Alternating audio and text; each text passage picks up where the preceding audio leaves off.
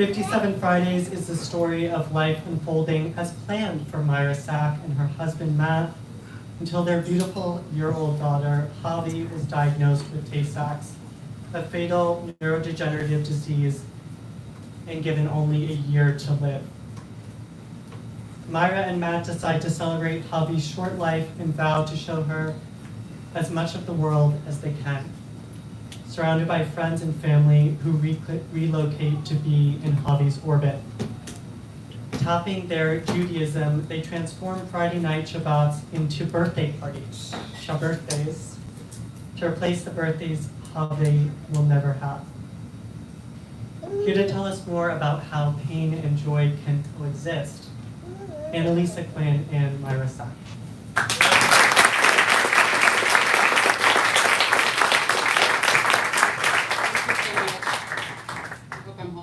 Am I holding this right? Yeah. So I'm so happy to be here with Myra. I was just reminiscing with Matt about how we met on Zoom like 2 years ago, and hearing their story and just being so touched and moved by it. And I was lucky enough to work with Myra on a long essay for the Boston Globe magazine that then was spun into this book. So I also got to read an early draft a couple of years ago. So it's amazing that it's finally out in the world. So the story that she wrote for the magazine that has now become a book is the story about losing her daughter, Javi, to an incredibly cruel illness called Tay-Sachs disease. But to me, what is sort of most extraordinary about her writing and her story is an insight she has about not running away from grief, not trying to move past it. Because there's a sense in which if you're sort of running away from grief, you're also running away from the person you're grieving. And so that was just an incredibly beautiful insight. And one of my favorite lines from the book, am I allowed to curse? One of my favorite lines from the book, Myra and Matt are reeling from this terrible diagnosis and trying to decide what to do about it. And Myra says, we have to celebrate the shit out of her for the rest of her life. And I love that. So can we start out by just hearing a little bit about Javi and what she was like? Yes, and first I just want to say thank you to everyone for being here. It's really an honor, and I appreciate you spending your, I don't even know what day of the week it is. Is it Wednesday? Wednesday night with me, and the schlep and all of it. It means a lot, so thank you. And Javi, yes. Javi is an older sister to Kaya and Ezra. She's beautiful, superficially beautiful, and then substantively even more so. She was really colicky as a baby. She didn't sleep very well. She had very fancy taste, which is a result of being Matt's daughter. She required like plush pillows and fancy hotel shampoo, and so her high maintenance and beautiful father. And she loved being by the water, and when you read the book, you'll know how much she appreciated the natural world. And she loved to laugh. Thank you so much. So I'd like to ask you about the power of names. So there are two moments in the book that really stood out to me. One of them was early on when you encounter a rabbi who's skeptical of your plan to celebrate every week in this way because she thinks it will make it harder for you guys to quote unquote move on. And as you're leaving, you say, shouldn't even say Javi's name. And that really stuck with me. But then the second sort of story I wanted to mention about names is that after we published the story in the Globe, we just got flooded with letters from readers. And what was really beautiful is a lot of them said, because this is something you talk about doing, a lot of them said that they would start ordering coffee in Javi's name so that it would be said out loud. And, so I love that there are strangers all over the city who are ordering coffee in her name. So can you tell me, first of all, what does her name mean, and then talk a little bit about the power of names? Yeah, Javi's name comes from Hebrew, means life. And Matt and I found it on a website in the 11th hour. And it felt more playful than Hava. And our biggest concern at the time, once we landed on her name, was that people would mispronounce it. And that's sort of devastatingly beautiful now. But that was the thing we were most concerned about. And to the power of names, I'm hoping it's okay. In this incredible community, there are a handful of bereaved parents and bereaved siblings, and I would love for them to just stand. Invite them to stand, they don't need to, and to just say the name of their child or sibling. And so, yeah, I just invite that right now to give everyone a sense of the profound love and loss that exists in this space. Talia's mom, can you? Just say Talia. Yeah, of course. Just be with Talia. When? Peter, Jonathan, Felix, Elliot, and Travis. They were. Sean. Cameron. Anaya's parents.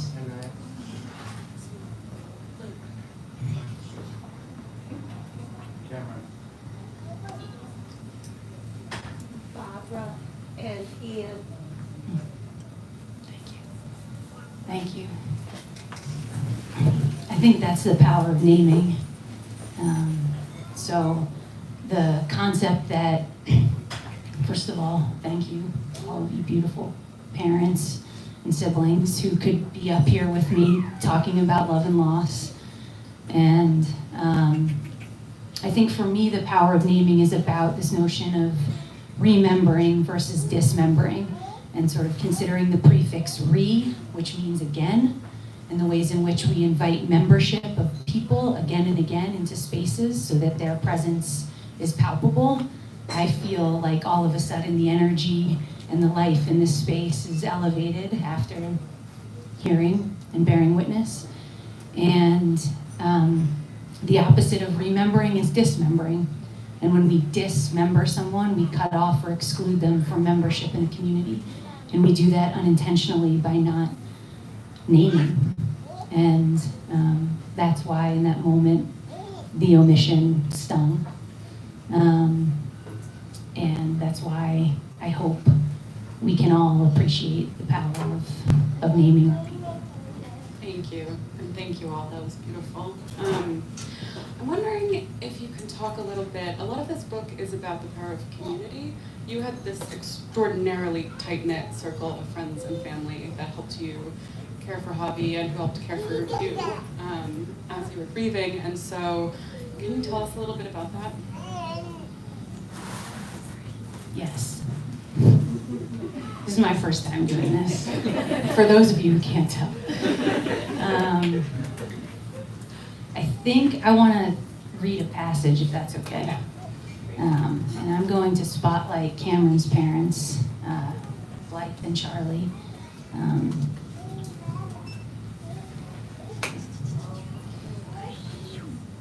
Blythe and Charlie make it easy for us to be open to our fears and our broken hearts.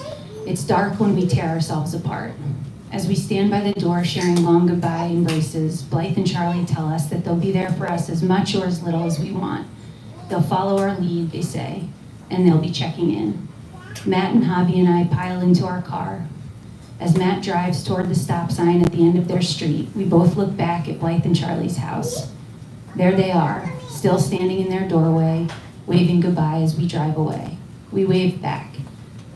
For the first time since the diagnosis,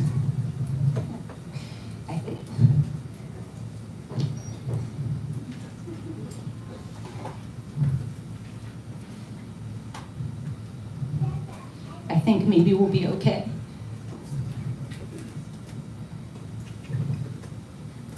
maybe we can do this. Maybe life can still be beautiful. Maybe our marriage can become even stronger than this. Thank I you. know that was gonna happen. I can speak. I think that I chose that because there's no fixing or rushing what this scene and what they represent and mean to us is this notion, I think, of mirrors and windows that we talk about in education, which is this ability to see ourselves in someone else and to get a little bit of a window into what life might be like, but not in a way that is being shoved down our throat or rushed. And so without ever saying it, just their being gave us that sense. And I think that we can do that for people. We can be with the most painful things without forcing or rushing or fixing or minimizing or colonizing. And the only way we can do that, I think, is if we're in contact with our own pain, because that's how we can connect with someone else's pain regardless of our life experience or the moment in time that we are currently living in. Thank you. You write about making an almost impossible decision really early in the book, which is after Javi's diagnosis, you have to decide between experimental treatment that might extend her life, but could also, reduce her quality of life. How did you make that choice? Michal, I'm going to try to say this word properly. Michal is one of my wise teachers, and she's Deanne's mother. But I think as it relates to making a decision like this that's impossible, you don't really make one. I think you dwell in it. And there's a Hebrew word, lishon, that means to dwell, to inhabit, to abide. And that sense of soaking in something and letting it wash over you and letting it get to the gut cellular level and then knowing that it's a knowing that isn't up here, but it's a knowing that's in here, and then trusting and allowing yourself to follow that course is what we ended up doing. And I think Matt's experience as a doctor and in medicine, this moment was particularly heartbreaking for me to witness him feel failed and betrayed by a system that he admired and poured his heart and soul and intellect into. And it was a moment when a doctor said to us, well, you can do everything, meaning you can pursue experimental treatment, or you can do nothing. And he brilliantly reframed that for us as, I think, we could do everything and that could look like experimental treatment, or we could do everything and it could look like this. And appreciating that everything can be at two different sides of a spectrum, I think, was ultimately game-changing for us as it related to how we were going to parent Javi. I think this leads really nicely into your sort of philosophy of grief. I noticed you talked about soaking in a feeling. And I think one of the most striking things about the book is that you don't think or talk about grief the way that the vast majority of people do. And so I'm wondering, can you sort of articulate your philosophy of grief? It's a mess. And I have so many books. It's like the Leaning Tower of Death and Dying in our house.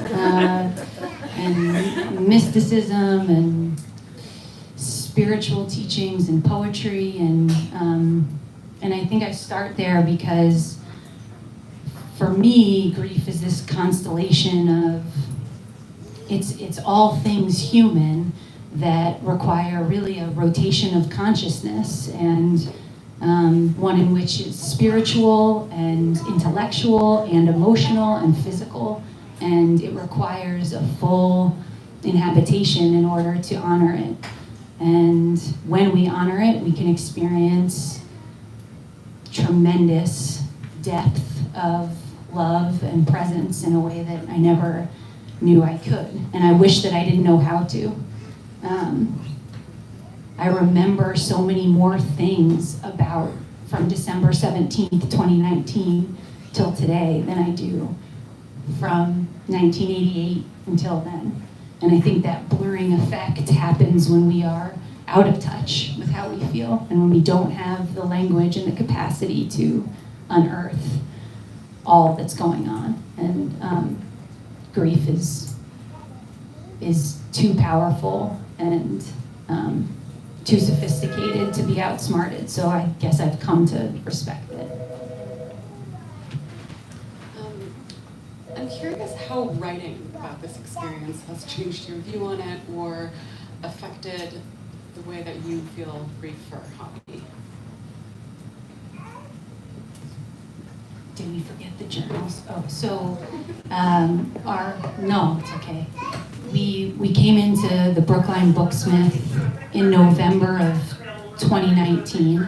So it was about 4 weeks before Javi was diagnosed, and we started to worry that something was going on. And Matt came into our favorite bookstore and bought this beautiful journal and wrote the first entry to Javi that we've ever written. And it was a journal entry that had a lot of hope in it and a tinge of worry. And ever since that journal entry, we weren't able to stop writing to her. It became the way that we were in relationship with her and the way we spoke to her. So for me and for us, I think writing is just an expression of our relationship. And it allowed us to talk with someone who never could speak. Speaking of Matt, you guys clearly have an incredibly strong and beautiful marriage. It's my sister. Amazing. And he appears obviously in the book a lot, but also his writing does, these beautiful letters to Javi, and they're some of the most just moving, stunning letters. You're both such talented writers. And I'm curious about how sort of not only navigating Javi's death, but then the process of writing about it afterwards.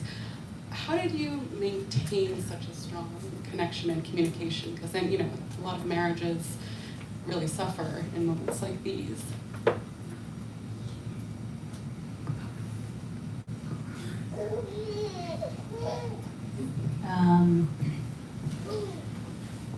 It's an ongoing, beautiful, challenging process, and we are still learning how to do that, and we have amazing role models. I think when Javi was diagnosed and when we were watching her die and sort of going in the wrong direction, like everything was wrong, everything was backwards, everything was slower, was stagnating, and that is so scary. And I think in that space of fear, we chose to turn towards each other and figure out what we needed. And so we would, every morning, we would ask each other in bed, what do you need today to be okay? And at the time, it felt logistical. It was, I need a walk, or I need 15 minutes with Javi, or I need a healthy meal. But in hindsight, I think it's really a spiritual question of what do you need today to be okay? And checking in with ourselves, and then turning towards the other allows for that connection, I think, to endure anything, I hope. And we also moved a lot together. Movement and the regulating kind of power of movement was something that we relied on. So we would do a lot of our most difficult conversations on a walk or on a run. And we know the neuroscience behind that now, which is that pattern repetitive rhythmic activity is that somatosensory memory that's stored in us from the time we were in our mother's womb. This is Dr. Bruce Perry's work, not mine. And that patterned, repetitive, rhythmic activity trumps any shard of trauma. And so it's no wonder that it's often easier to be in motion when we're faced with really hard, vulnerable moments. And then maybe the final thing is, and the scariest thing is watching the person you love the most crumble and change and be okay with that. Thank you. If it's okay, I'd like to read a passage from the book. Is that okay? We pull up the window shade to let the dappled afternoon light dance across her legs and onto the rug. And in response, she lifts her chin and rocks back and forth with small movements full of big love. I bend down and put my lips close to her ear and I say, "I missed you today, sweetie," kissing her nose and cheek. She smiles and squeals and giggles. Maybe she missed me that day too. I doubt it. Then, as I pull back to gaze down at her, a tear runs down my nose and drops onto her lip. My lip quivers. I wish she knew how to miss me. That to me was one of the most devastating passages in the book because it pointed towards something, one of the things that's so devastating about losing a child so young is the fact that you can't have a conversation with her about what's happening. But at the same time, another thread that I noticed in the book is you have this extraordinary way of paying attention to her face and her body and her moods and her movements, so much so that even though you can't have a conversation, it does feel like you're in conversation. So I was wondering if you could talk a little bit about what it was like to communicate with Javi, and I know you're still communicating with Javi.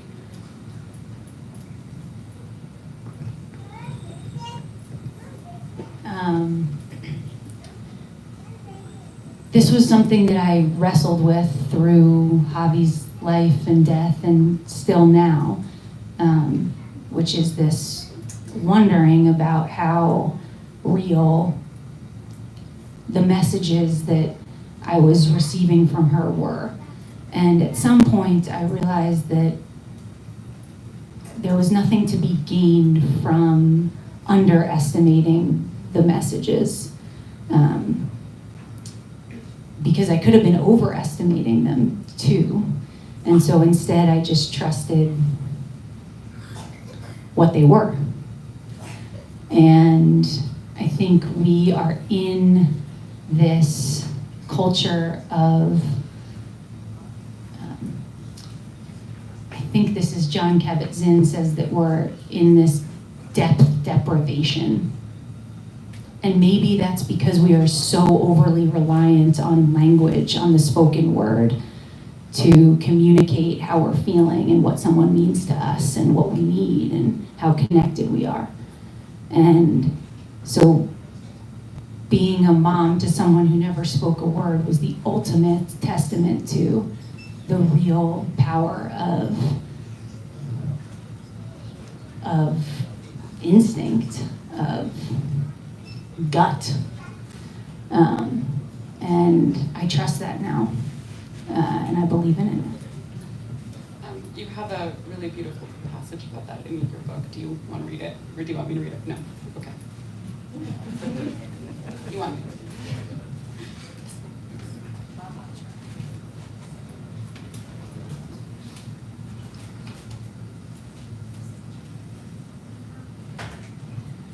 Kaya moves into our third bedroom upstairs, and our house is wonderfully full. I love walking past the girls' bedrooms on the way to mine and Matt's, knowing that our two girls are only steps away from us and each other. We settle quickly into a routine. Maybe it's the controlled chaos of having a newborn in the house, or perhaps we just found some sort of rhythm that, for a few weeks at least, makes us feel like we can be any young family on the block. Every morning when Matt turns off the sound machine that we keep in Javi's room to calm her at night, she rocks her head back and forth and smiles during the first few weeks of Kaya's life. And during these weeks, Javi's appetite is particularly robust. not uncoincidentally timed with a real step up in our smoothie game. Blueberry muffins, peanut butter, oat milk, avocado, and vanilla protein powder. She weighs 23 pounds, shattering her previous weight. It seems so suddenly she has become the older sister I imagined she would be.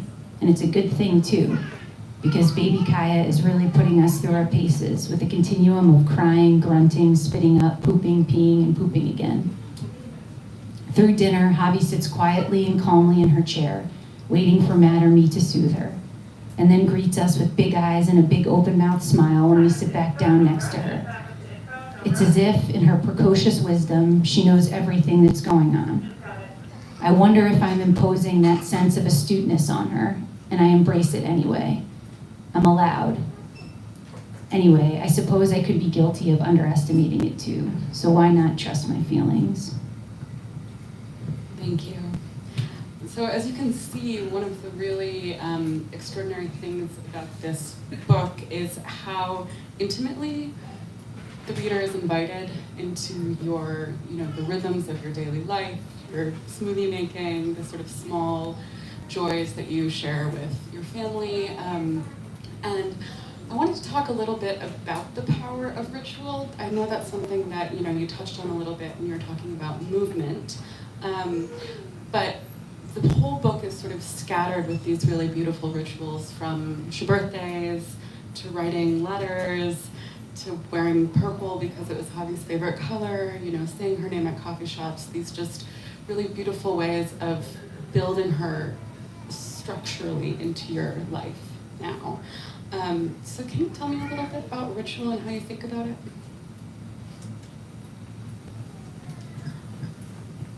I think that for us, ritual became this sacred space that allowed us to be in conversation with what was most meaningful to us.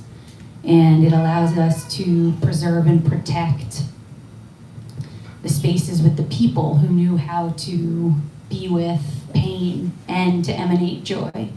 And we became really reliant on that rhythm, and it was anchoring to us. And Suki Miller calls ritual the antidote to helplessness. And that makes a lot of sense to me, because it gives us a way to move through a day, a week, a month that enables us to sort of dance, in the case of a bereaved parent, between the land of the living and the land of the dead, this harrowing bridge that we knew we were walking along. And our community, our incredible community, many of them are here, helped to enhance the power of ritual by adding to ours and giving them even more texture in life by making their own blueberry smoothies, by texting us on Wednesday, because Wednesday was the day Javi died, and she died at 9:04. And so still today we get text messages from our siblings with photos of Javi at 9:04 on Wednesday, over 3 years after she died. And that's an act of integration. And to revisit the prefix dis from earlier, the opposite of integration is disintegration. And we disintegrate if we don't learn how to integrate practices into our sort of day-to-day life. And I think that's all we really want as a parent, is for our kids to be a part of our day-to-day life, not some extraordinary one that we can't see or touch. You mentioned the text that you get from your friends and family on Wednesdays and this incredible support that you've gotten from your community. And I was wondering if we could talk a little about some of the ways that people talk to people who are experiencing grief. I think there are a number of moments in the book, the rabbi, for instance, and a sort of disheartening number of time in medical contexts where it feels like, people don't know how to talk to you, don't know how to be empathetic and caring, and are just kind of scared and don't do a good job of communicating. So I was wondering, I mean, the people in your life who have made you feel the most cared for and seen and loved, how did they talk to you about this? And how would you recommend somebody speak to somebody experiencing a loss?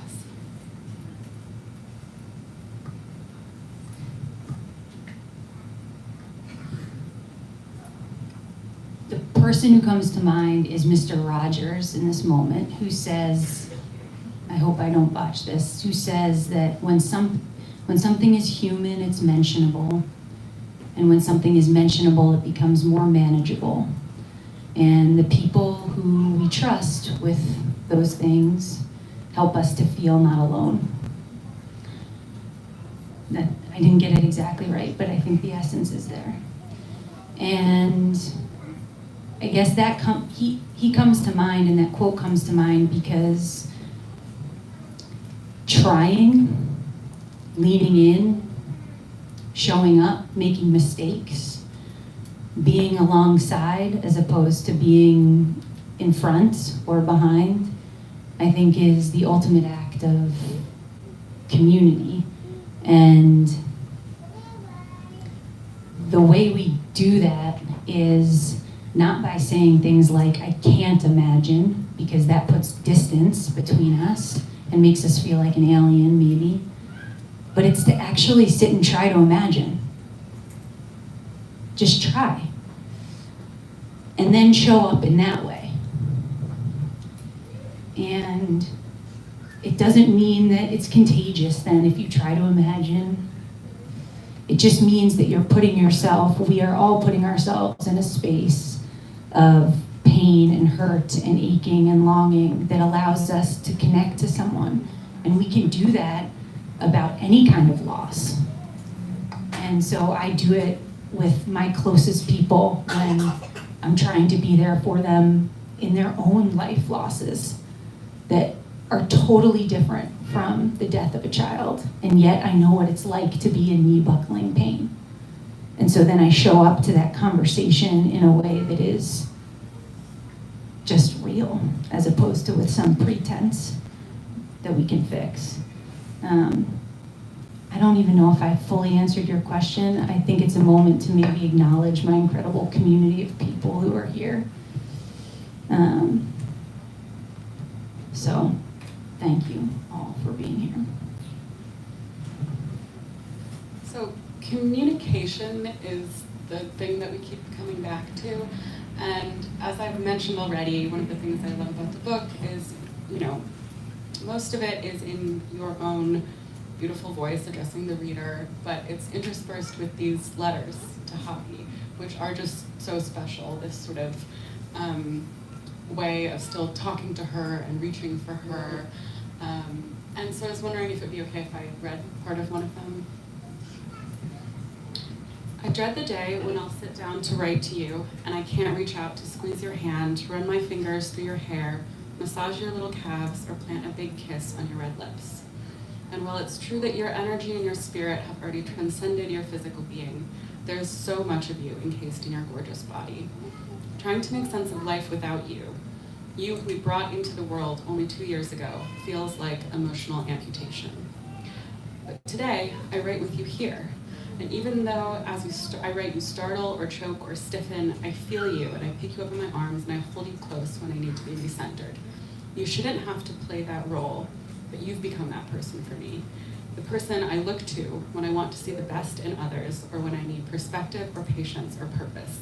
And I'm scared of who I might become when we lose you.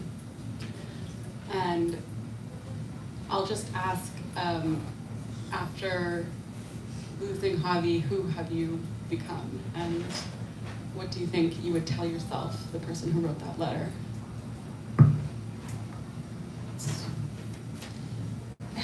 On any given day.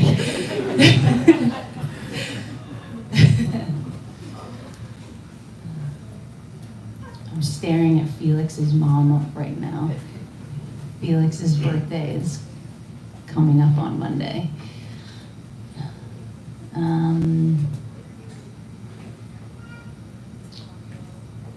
don't know. Oh, sorry. I know. That was I think question. I am.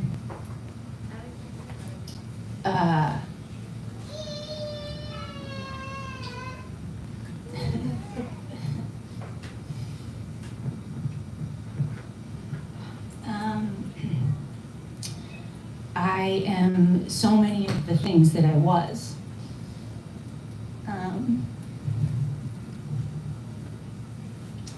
And a lot of those things are kind of on speed at times, which makes being around me a little frenetic. As an example, I'm running the marathon on Monday. Writing this book was manic is probably not a generous term, but grief is an energetic force, and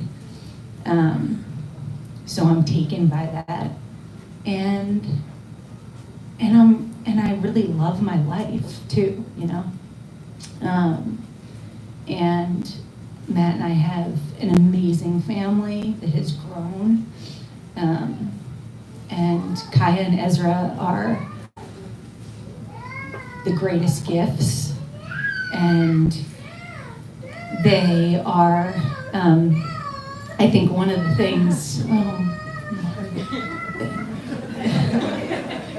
Georgie, no, it's so beautiful. There's so much life in our house, and all we want is for them to know that they're loved beyond measure, and that there's no, I think there's maybe a misconception that when a family loses a child and there are living children, that somehow the living children kind of get the short end of the stick, and I think that's so the opposite. They get everything, because the preciousness of life and the fleeting nature of life is so intense. So these micro moments when they hold hands in the playroom, you know, we are like near tears. Moments that seem totally mundane are exceptional. And then all the stuff where I'm not the best version of myself, for sure, and impatient.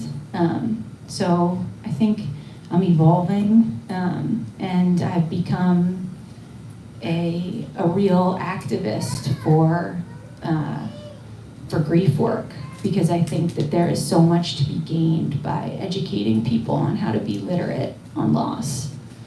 And I hope that we can all see a world where people feel like they have the language and the capacity to show up for each other in whatever moments of need. Thank you so much.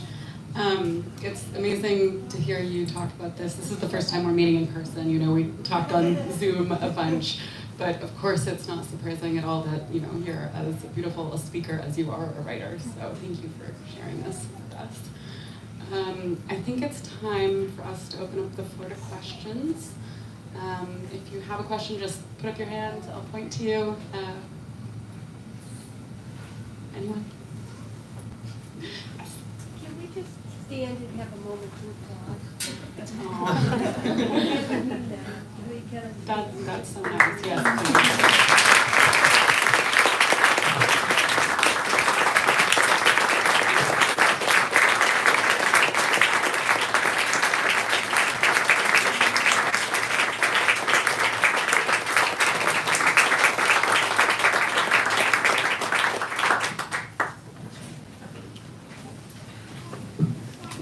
Thank you for that. I'll ask a question. Myra, was there ever a point when you were writing this that was there a point where you wondered whether you wanted to go through with the book?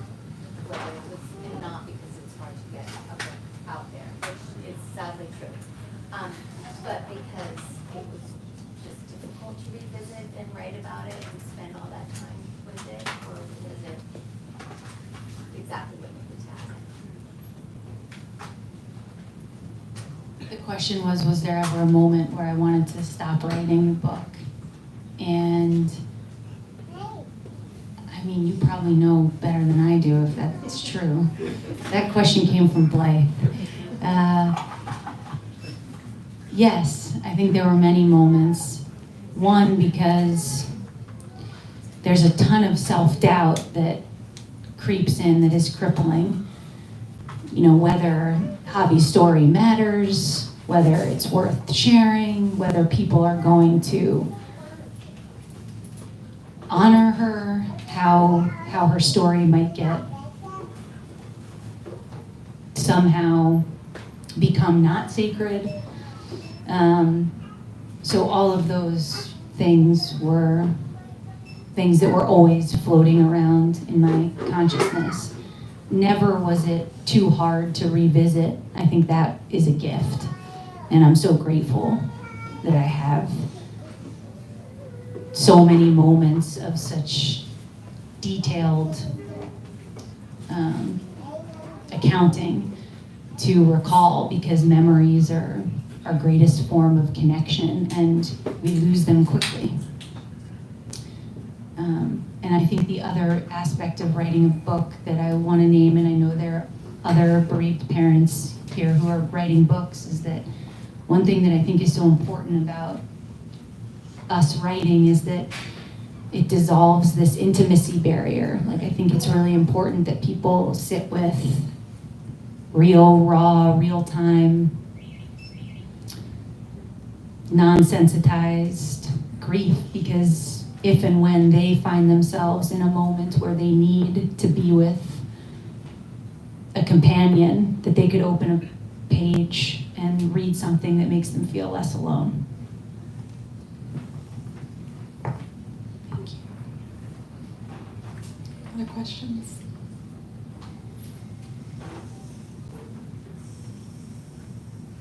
It's really amazing to sit on this end and just see the love emanating from the audience right now.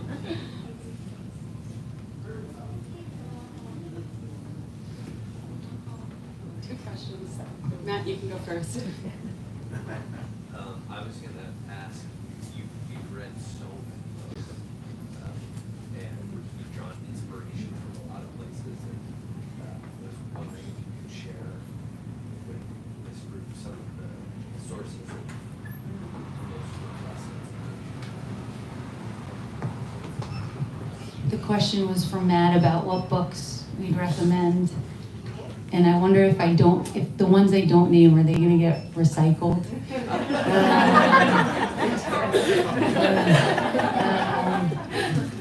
I think John O'Donohue is incredible.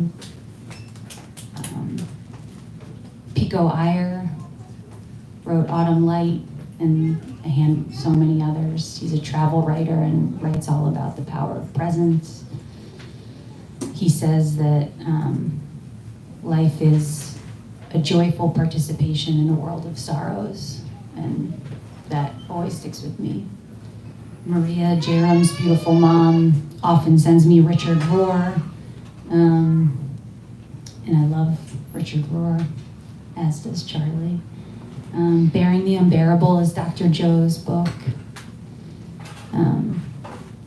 And then I've recently dug into the Handbook of Thanatology, which is more about sort of foundational grief theory and contemporary grief theory, but I think it's really important. And maybe one nugget on that, while I have you all, is that is Freud, who's the father of psychiatry, was one of the first people who wrote about grief theory in the clinical population, and what his sort of main grief theory was about decathexis, which is this disinvestment in energy of a person. It's letting go of a person or of a thing, but in our case, a person. And that's where grief theory starts. And then Freud's daughter Sophie dies, and so does his grandson. And he's writing a letter to one of his friends, trying to console his friend who has also lost a child. And in this letter, he writes that he basically wants to abandon the theory that he put into place because love can't be abandoned, that our sorrow is, and these are quotes, inconsolable.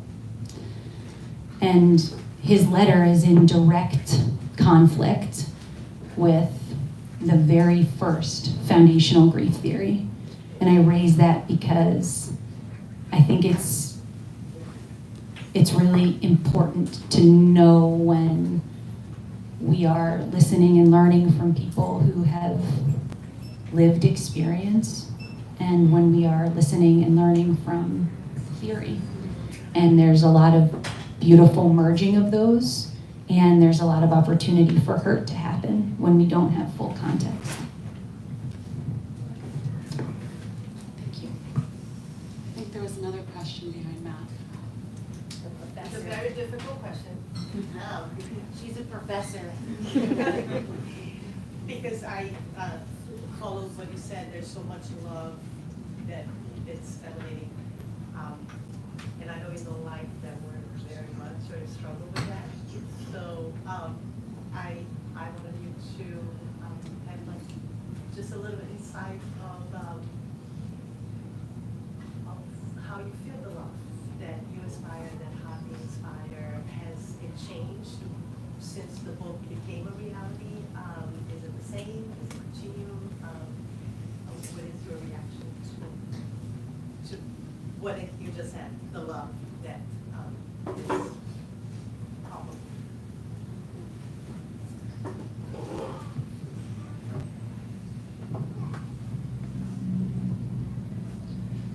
It's a lot easier for me to teach about and to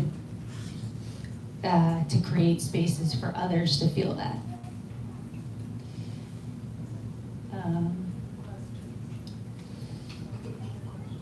Repeat the question. I have an opportunity to change the question. How does she feel the love that she inspires, that hobby inspires, and that the book now seems to be expanding? Yes, I do. I do. And I think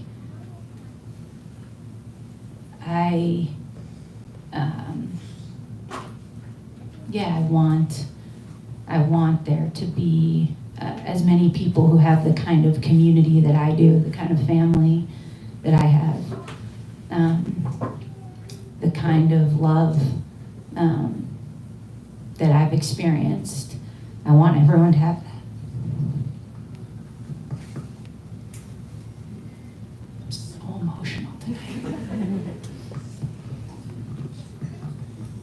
Yes. Can you tell us more about the images on the cover of the book? Is that an actual photo or like a composite of places that you described artists? Yes, the question was about the cover photo. This is from a real photo. Catherine McElroy sitting here. This was from her home, which became a refuge to us in New Hampshire. And this is on the dock of their New Hampshire house. And it's a place where we got to be in quiet. It was a place where there were no little kids running around, which at the time for us was so important. We loved streets with no little kids, if I'm being just completely honest. And this was a space where that was so true. And so we used to walk out onto this dock and look out on beautiful Blaisdell Lake and hold Hav. And it's drawn, the publisher designed it or drew it from a real photo. And we had like a little feedback. Turns out you can't really give too much feedback.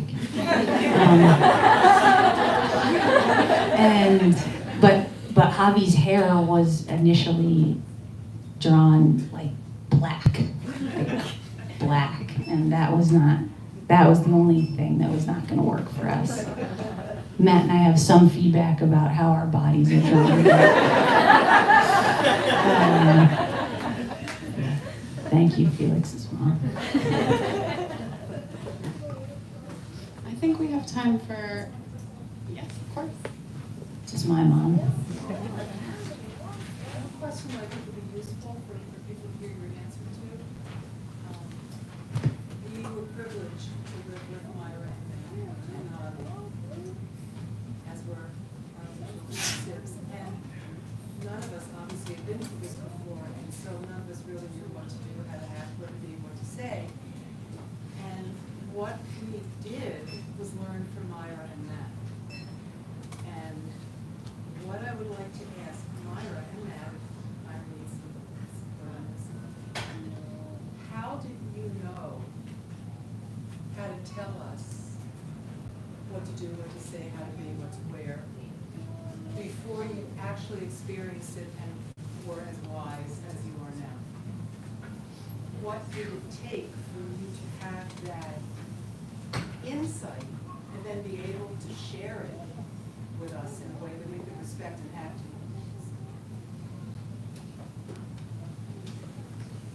Thank you, Mom.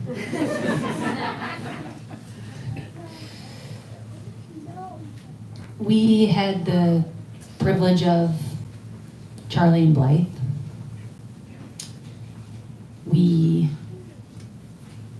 took so much of their love and wisdom and conversations, and we still do. Almost any decision we make, we consult them. And having their friendship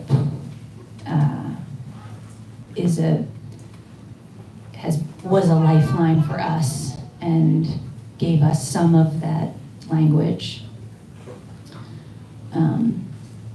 Secondly, we had an amazing grief counselor, Dr. Joanne Ketchator, who wrote Bearing the Unbearable. And we just spoke to her on the phone. We never saw her. We would speak every other week. She was in Cornville, Arizona, on a therapeutic care farm, and some of our calls would be interrupted by horses and donkeys, and it was incredible. But she is a bereaved mom and a traumatic grief scholar. And so we absorbed everything that those conversations held. And finally, we are really blessed with, I think, an extraordinary group of people who know how to be, and let us be our full messes without judgment. And that gave us permission to instruct as we needed. I think this is our last question, right? Okay, last question. Nora.